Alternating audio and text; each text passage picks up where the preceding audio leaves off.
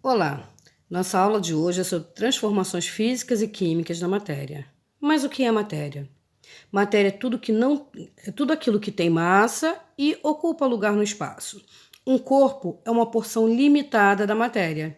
Já um objeto é um corpo produzido pelo homem para uma determinada finalidade. Por exemplo, um tronco de madeira é um corpo, uma porção limitada da matéria, e uma mesa é um objeto produzido a partir desse corpo.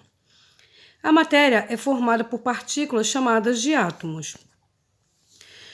Quando os átomos foram descobertos e estudados, já achavam que ele era a menor partícula da matéria e era indivisível, ou seja, por ser tão minúsculo, não se dividia.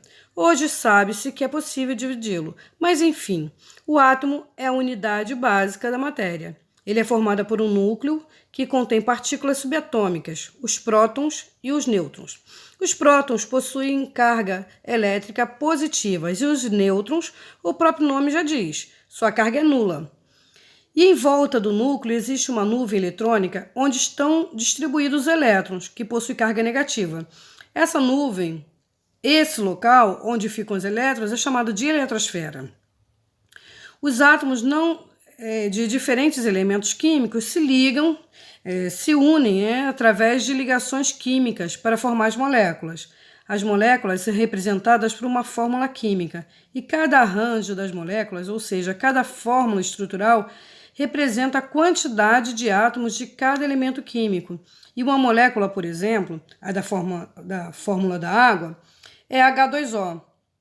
Isso quer dizer que a molécula que forma o átomo da água possui 2 átomos de hidrogênio ligados a um átomo de oxigênio. Então, a molécula da água é H2O. Então, a matéria é formada por moléculas que, por sua vez, são formadas por partículas minúsculas chamadas de átomos. Transformações físicas e químicas são as transformações sofridas pela matéria. Nós vemos que nas transformações físicas não se formam novas substâncias. As substâncias continuam a ser as mesmas, apenas são mais subdivididas ou mudaram de estado físico. O aspecto foi alterado.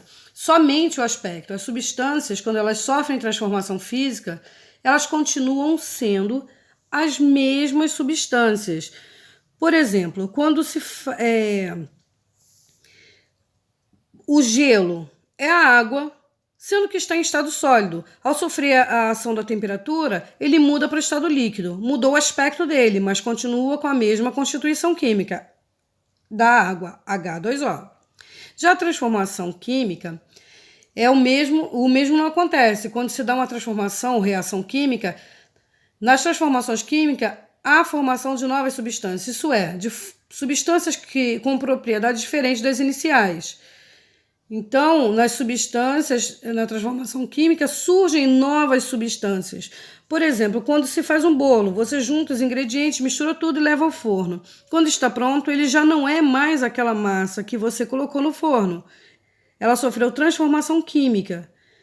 As transformações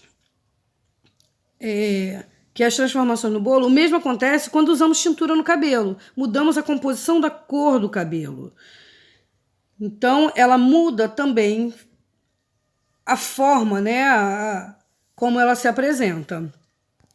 Um bom exemplo é a fotossíntese. Nós temos aqui algumas transformações químicas que ocorrem por junção de substâncias, ação da luz, ação do calor, ação mecânica, ação de corrente elétrica. Podemos observar a mudança de cor, liberação de gás, formação de sólido, cheiro característico, mudança de temperatura, formação de chama. Então, por exemplo, na fotossíntese, que é realizada na respiração das plantas, o dióxido de carbono e a água são os reagentes. E a glicose e o oxigênio, que foram formados a partir desses reagentes, são os produtos gerados nessa reação química. Quando ocorre uma reação química, os reagentes são transformados em produtos. A matéria pode ser encontrada na natureza em 3 estados físicos: sólido, líquido e gasoso. No estado sólido, as moléculas estão muito unidas umas às outras, impossibilitando que elas se movimentem. Sendo assim, possuem formas e volumes constantes. Os líquidos, as moléculas apresentam a menor organização e menos rigidez. Com isso, elas se movimentam com maior facilidade, sendo no estado líquido a forma variável, ou seja, ela ocupa a forma do recipiente que esteja e o volume é constante. Já no estado gasoso, as moléculas ficam ainda mais dispersas, afastadas, livres uma das outras, apresentam forma e volume variado. Nas mudanças de estados físicos, pode ser alterado através da variação de temperatura e da pressão. Existem 5 processos de mudança de estado físico que ocorre por meio do aumento da temperatura ou pela redução da temperatura, né? Nós temos a fusão, a vaporização, liquefação ou condensação, a solidificação e sublimação. A fusão é a passagem do estado sólido para o estado líquido por meio de aquecimento. A vaporização é a mudança do estado líquido para o estado gasoso, que ocorre por meio do aumento da temperatura. A vaporização pode ocorrer de 3 formas: a calefação, a ebulição e a evaporação. A evaporação ocorre de forma lenta, do estado líquido para o estado gasoso.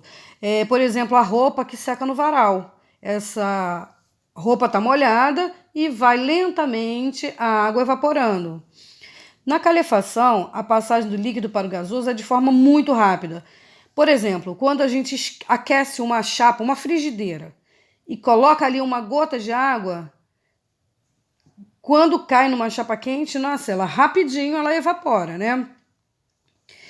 Já na ebulição, é a passagem do estado líquido para o estado gasoso, que é através do aumento da temperatura. A ebulição é o ponto de fervura da água, por exemplo. A liquefação ou condensação é a mudança do estado gasoso para o estado líquido por meio de resfriamento. A solidificação é a mudança do estado líquido para o estado sólido. Fenômeno oposto à fusão, que ocorre com a diminuição da temperatura. E, por fim, a sublimação, que é a passagem do estado sólido para o estado gasoso e vice-versa, sem precisar passar pelo estado líquido. Esse processo ocorre pelo aquecimento ou resfriamento da matéria, né?